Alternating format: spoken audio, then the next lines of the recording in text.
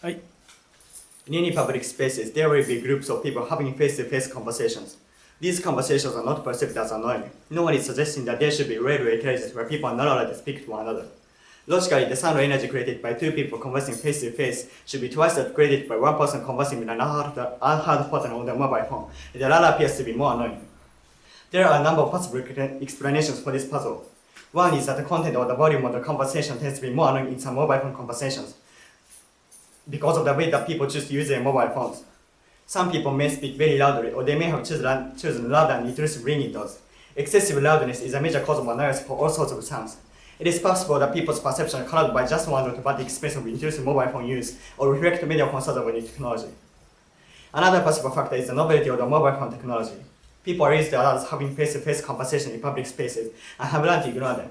The mobile phone is relatively new and hence more noticeable.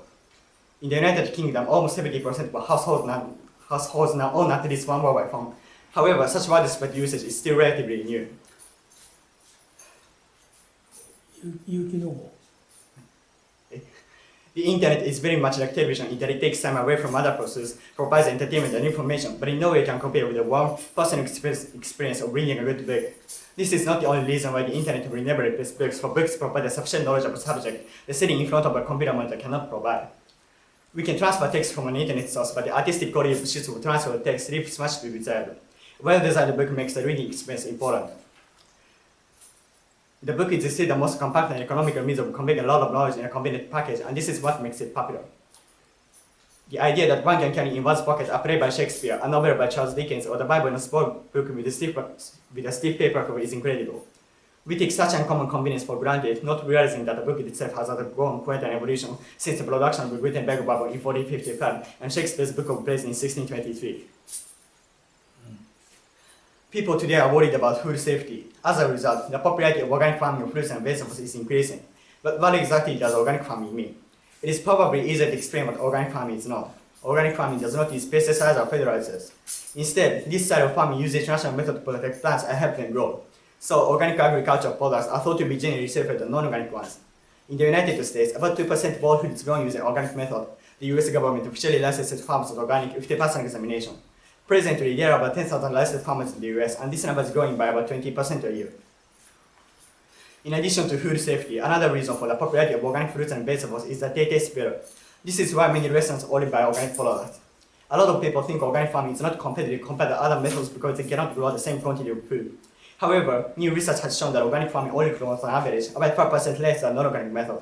Still, organic food today is more expensive than non-organic food. But when the environmental and health costs of non-organic farming are considered, such as the pollution of water by pesticides, most people would agree that the higher price of organic farming is in fact a small price to pay for our health and safety. Suppose your friend has just been to the dentist and cannot talk clearly. She's trying to tell you with the help of hand gestures that at the dentist she had several injections by anesthetic. The first 2 or 3 attempts on tooth apparently didn't work, so the dentist added more anesthetic. Unfortunately, all of the shots eventually became effective, leaving your friend by the time-based battery because he couldn't feel anything. If this were not your friend telling me the story but some stranger sitting next to you in the bus who couldn't make understand that you should be to the dentist, you might be glad to move the another seat.